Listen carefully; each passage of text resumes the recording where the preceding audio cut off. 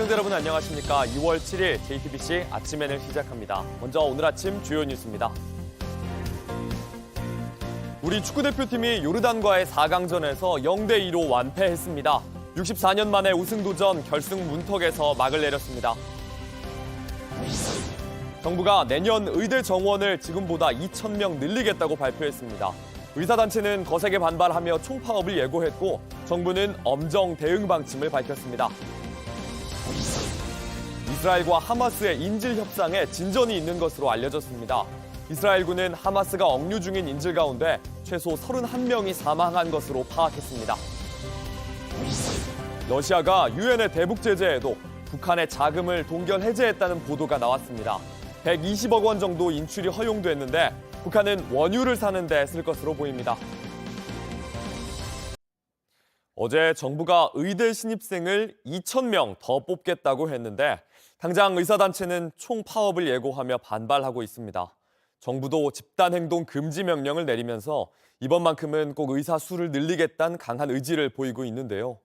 늘어난 의사들이 의료 취약 지역 또 꼭 필요한 분야로 갈지도 관건입니다. 박유미 기자입니다.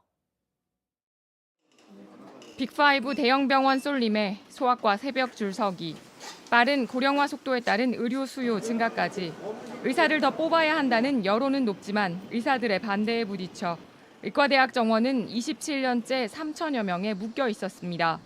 정부는 의대 신입생을 한꺼번에 2,000명 늘리겠다고 선언했습니다. 2025 학년도부터 의과대학 정원을 2,000명 증원하여 현재 3,058명에서 5,058명으로 확대합니다.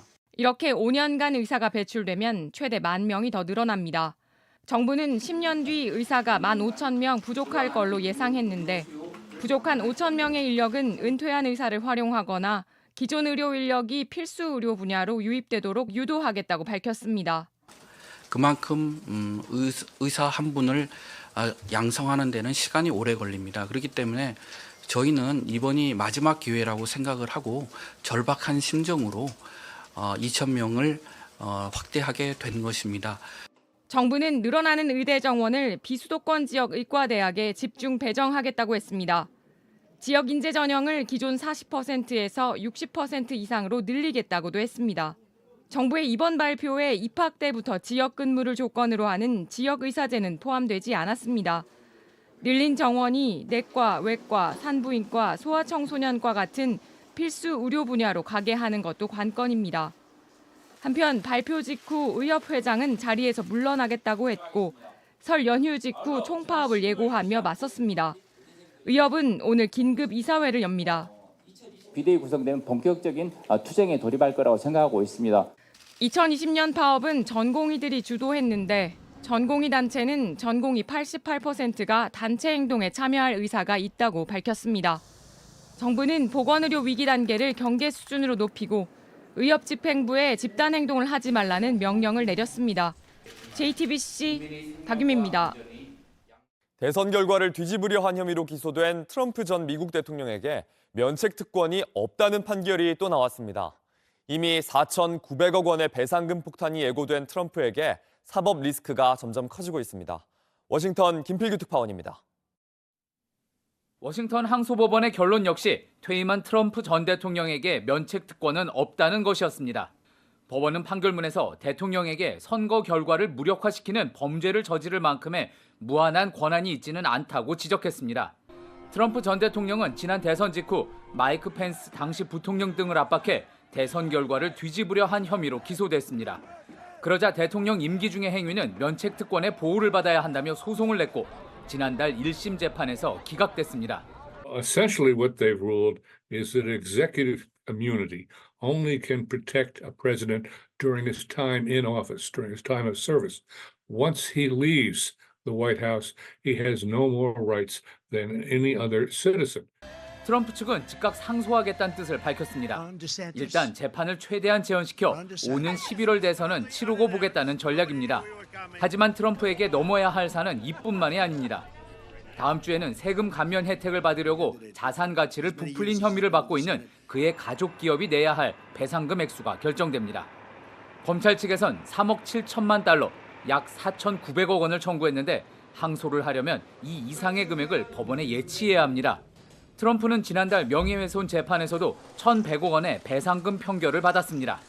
현재까지 알려진 트럼프의 현금성 자산 규모는 4천억 원. 수조 원의 부동산을 가지고 있다고도 주장하지만 대선을 앞두고 큰 돈이 들어갈 트럼프에게 상당한 재정적인 타격은 불가피해 보입니다. 워싱턴에서 JTBC 김필규입니다.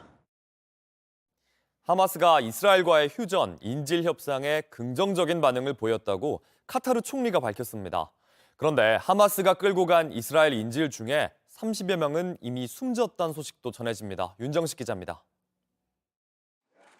토니 블링컨 미국 국무장관이 카타르 도하로 날아가 무함마드 알사니 카타르 총리를 만났습니다. 이 자리에서 알사니 총리는 하마스가 휴전, 인질 협상에 긍정적 반응을 보였다고 밝혔습니다. ردا من حركة حماس بشأن الإطار العام لاتفاقية الأطراف بشأن ما يخص الرهائن يتضمن الرد بعض الملاحظات على الإطار ولكن في مجمله 미국과 이스라엘, 카타르, 이집트는 지난달 휴전 중재안을 하마스에 전달했습니다. 중재안은 단계적 휴전과 이스라엘 인질, 팔레스타인 죄수 교환이 핵심입니다. I'll be discussing it with the government of Israel tomorrow. There's still a lot of work to be done, but we continue to believe that an agreement is possible and indeed essential. 하마스는 그동안 이스라엘의 군사작전 중단과 군대 철수가 먼저라며 중재안을 거부했습니다. 그러나 이번 제안에 긍정적으로 반응한 만큼 이스라엘 정부의 대응에 관심이 쏠립니다. 이런 가운데 이스라엘군은 하마스 무장대원들이 가자 지구로 끌고 간 인질 중 30명 넘게 이미 사망했다고 밝혔습니다. בתוך כך מסרנו הודעה ל-31 משפחות שיקיריהן חטופים שאינם בין החיים וקבענו את מותם. וליתר המשפחות מסרנו את המידע המאומת שעומד לרשותנו לגבי גורלם ומצבם.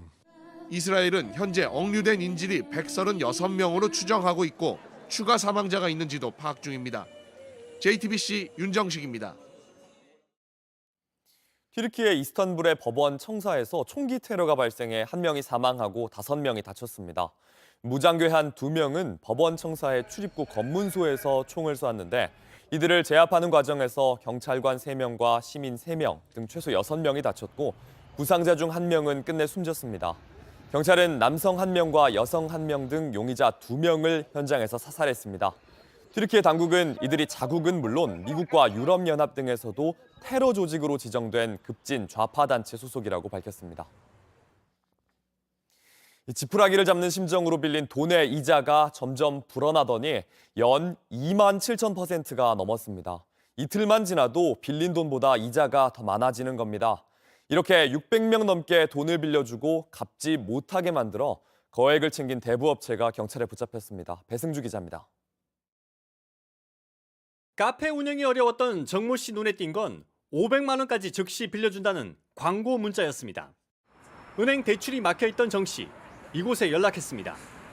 대부업체는 가족과 지인 연락처를 요구했습니다. 좀 이상하다 생각했지만 거절할 상황이 아니었습니다. 평가 기준이 그렇다고 얘기를 하더라고요. 워낙 급한 상황이 오다 보니까 판단력이 조금 흐려지게 되어 있죠.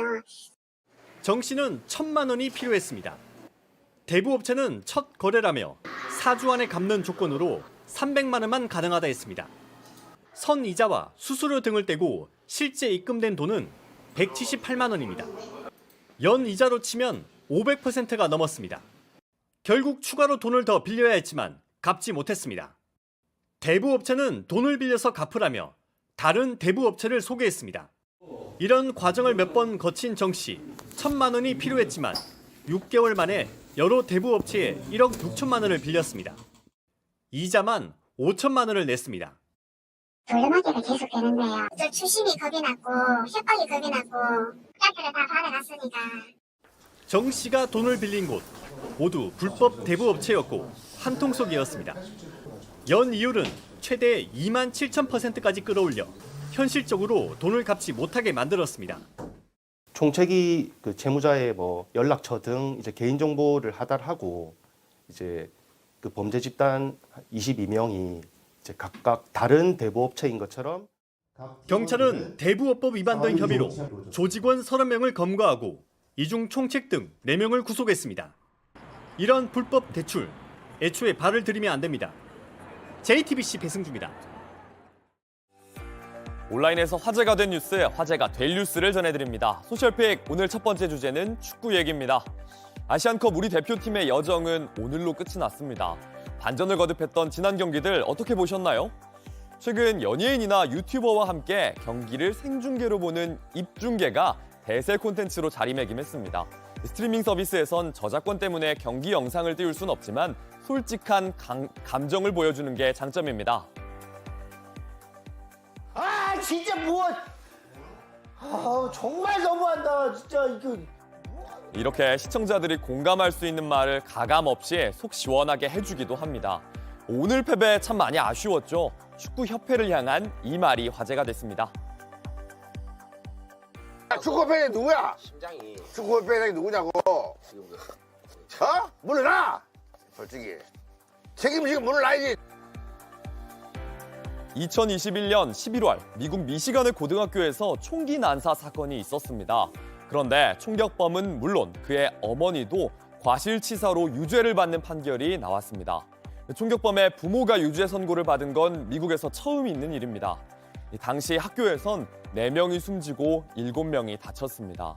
사건이 나기 전에 아들이 그린 총과 피해자의 그림을 보고 학교에서 상담을 권했는데 부모가 이를 무시했습니다. 아들은 일기에 정신적인 문제에 아무 도움도 받지 못했고 학교에 총을 쏘게 됐다고 썼습니다. 아들은 가석방이 없는 종신형, 어머니는 15년형을 받을 것으로 보입니다. 일본 홋카이도 라오스의 앞바다에서 범고래떼가 갇힌 모습이 발견됐습니다. 어제 오전 10시쯤 촬영한 영상인데요. 범고래 약 10마리 정도가 세로로 모여서 좁은 공간에서 움직이고 있습니다. 얼음이 보이는데요. NHK에 따르면 물 밖에서 호흡을 해야 하는 범고래가 넓게 퍼진 단단한 유빙 때문에 빠져나갈 수 없는 상황으로 보입니다.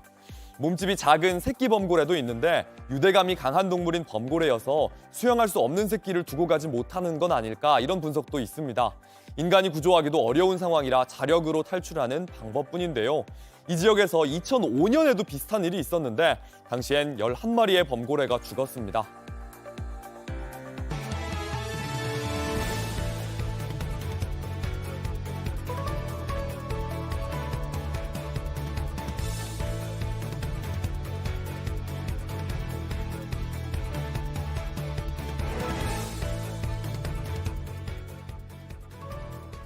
설을 맞아 정부가 980명을 특별 사면했습니다. 국정농단과 댓글 공작으로 실형을 선고받았던 김기춘 전 실장, 김관진 전 장관까지 포함됐습니다. 윤 대통령이 검사 시절에 직접 수사하고 재판에 넘긴 사람들도 있습니다. 그런데 사면 대상자들이 사면 사실을 미리 알고 있었던 것 아니냐는 의혹이 있습니다. 김 전 실장 등이 돌연 재판을 포기했기 때문인데 법무부는 부인했습니다. 이서준 기자입니다. 김기춘 전 대통령 비서실장은 지난달 24일 파기환송심에서 징역 2년을 선고받았습니다. 형이 확정되면 감옥에 가야 했습니다. 법원의 판단에 대해서 어떻게 생각하십니까? 상고하겠습니다. 상고해서 다시 판단을 받겠습니다. 하지만 김 전 실장은 재상고를 포기했습니다. 김관진 전 장관은 지난해 8월 파기환송심에서 징역 2년을 선고받자 대법원에 재상고했습니다. 그런데 지난 1일 갑자기 상고 취하서를 냈습니다. 세월호 유족을 사찰한 김대열, 지영관 전 국군 기무사령부 참모장들도 지난달 31일 상고를 취하했습니다. 치열하게 유무죄를 다투다 감옥에 가겠다고 한 겁니다. 하지만 특별사면을 받아 감옥에 갈 필요는 없어졌습니다. 그래서 특별사면 발표 뒤 정부가 미리 알려준 것 아니냐는 질문이 쏟아졌습니다. 법무부 관계자는 사전 교감이나 사면 약속은 있을 수 없다고 부인했습니다. 김 전 실장과 김 전 장관 그리고 기무사 장교들 모두 윤석열 대통령이 국정농단 특검 수사팀장과 서울중앙지검장 시절 수사하고 재판에 넘겼던 인물들입니다. 법무부는 잘못된 관행에 따른 직무수행으로 처벌된 전직 공직자 등을 사면해 국민 통합을 도모했다고 설명했습니다. JTBC 이서준입니다. 참 답답한 일이 벌어졌습니다. 군 장병들이 먹는 식사에 원산지를 속인 반찬이 올라갔습니다. 한 업체가 군에 납품하던 국내산 돼지갈비가 사실은 모두 외국에서 온 거였습니다. 정영재 기자입니다. 식품 창고에 갈비찜 상자가 쌓여 있는데 출고 금지 딱지가 붙었습니다. 이곳 우리 군 장병들이 먹는 돼지 갈비찜 만드는 공장입니다. 젊은 군인들이 가장 좋아하는 반찬 가운데 하나입니다. 조사팀이 원료인 돼지갈비 상자를 열어봤습니다. 국내산이라고 적었지만 실은 전부 외국에서 사온 제품입니다. 광주 한 축산물 유통업체가 국내산이라며 속여 군납업체 2곳에 팔아왔습니다. 2년 넘게 납품했고 모두 군 장병들 식탁에 올랐습니다. 국내산 돼지는 돼지 열병 백신 주사를 맞기 때문에 이 검사 키트에 2줄이 나와야 합니다. 하지만 이번에 납품된 이 돼지 양념 갈비는 모두 외국산이었습니다. 조사팀은 이 유통업체 창고를 덮쳤습니다. 안에 있는 고기 전부 외국산이었고 국내산은 한 번도 구입해 본 적도 없습니다. 수입이잖아요. 유통업체는 돼지갈비와 정육 436톤을 속여 팔아왔습니다. 부당이득 13억 4천만 원을 챙겼습니다. 돼지고기에 이력 번호도 표시했고 도축 증명서와 등급 판정서를 허위로 제공하여 국산으로밖에 믿을 수 없게끔 제공했습니다. 업체 대표는 허가받지 않은 곳에서 축산물을 가공했다가 처벌받은 전과가 있었습니다. 이번에는 도축 증명서 등을 조작하고 국내산을 섞어서 팔았다고 거짓말하다가 들통났습니다. 먹을 걸로 장난치면 안 됩니다. JTBC 정영재입니다. 남자는 하늘, 여자는 땅이라던 북한의 성 역할이 조금씩 변하고 있습니다. 여성들이 장마당에 나가 생계를 책임지는 경우가 늘었기 때문인데요. 불법인 부동산 거래도 공공연하다는데 엘리베이터가 없는 북한에선 3, 4층이 로열층입니다. 최근 북한의 변화, 윤세민아 기자가 취재했습니다. 발목이 보이는 바지를 입은 한 여성을 누군가 붙잡아 세웁니다. 당국의 복장 단속에 걸린 평양 주민입니다. 장단지가 휑하게 드러난 짧은 바지를 입고 끈심을 신은 채로 거리에 나선 차림새도 문제이지만 북한 당국이 주민 교육용으로 만든 영상인데 한국에서도 유행했던 스키니진을 입고 머리를 염색한 여성들이 눈에 띕니다. 통일부가 탈북민 6천여 명의 심층 면접 결과를 담은 보고서에도 조금씩 변화하는 북한 실상이 담겼습니다. 시장 활동으로 여성의 위상이 높아졌다고 답한 응답자가 절반에 가까웠고 남편과 동등해졌다거나 지위가 더 높아졌다는 답변도 나왔습니다. 집안에서도 여자들이 기본 다 먹여 살리고 집안을 먹여 살리죠. 장마당을 통해서. 집이나 개인 서비스를 사고 파는 일도 일상이 되고 있습니다. 주택 매매는 법으로 금지돼 있지만 내 집 마련을 원하는 북한 주민들 사이에선 살림집 이용 허가증을 사고 파는 거래가 공공연히 이루어지고 있습니다. 시장이나 지하철역과 가까울수록 주택 가격이 높고 엘리베이터가 없어 3, 4층이 로얄층이라는 증언도 나왔습니다. 돈을 받고 차를 태워주거나 물건을 실어다주는 이른바 서비스차도 확산되고 있습니다. 벤 택시는 최근에 나왔고요. 우리가 있을 때는 물건을 실어나르는 서비스차였습니다. 달러는 위안화로 주죠. 한 짝이 얼마 이렇게. 식량 배급망도 무너져 70%가 넘는 인원은 식량을 장마당에서 구매한다고 답했습니다. JTBC 윤세민입니다. 중국 법원이 중국계 호주 작가에 대해 집행유예지만 사형을 선고했습니다. 중국 정부를 비판하는 글을 쓴 간첩이란 게 이유였습니다. 호주 정부는 즉시 반발했고 양국 관계가 얼어붙고 있습니다. 베이징에서 이도성 특파원입니다. 흥미롭다. 지난 2019년 1월 17일 미국 정부 셧다운에 대해 소셜미디어에 남긴 글이 마지막이었습니다. 중국계 호주인 양헝준은 이튿날 중국 광저우 공항에서 체포된 이후 종적을 감췄습니다. 그리고 5년 만에 사형 선고 소식이 전해졌습니다. 중국 법원이 양 씨의 간첩 혐의를 인정한 겁니다. 호주 정부는 반발했습니다. Our dismay, our despair, our frustration, but to put it really simply, our outrage at this verdict. 중국에서 태어난 양 씨는 호주 국적을 취득하기 전 중국 국가안전부에서 일했던 것으로 알려졌습니다. 학자와 평론가로서 중국 정부의 비판적인 글을 썼고 미중 간 이중 스파이를 소재로 한 소설도 펴냈습니다. 사형 선고 직후 양 씨의 가족들은 진실과 민주주의를 말했다는 이유로 감옥에 갇힌 것이라면서 당장 석방하라고 목소리를 높였습니다. 국제인권단체도 신문 과정에서 고문과 자백 강요가 있었다고 주장했습니다. 하지만 중국 정부는 요지부동입니다. 적법한 절차에 따라 이뤄진 판결이라는 겁니다. 집행유예도 함께 선고돼 2년 뒤 종신형으로 감형될 가능성이 큽니다. 充分保障了杨军的各项诉讼权利，尊重并落实了澳方探视、获得通知等领事权，安排澳方旁听了案件宣判。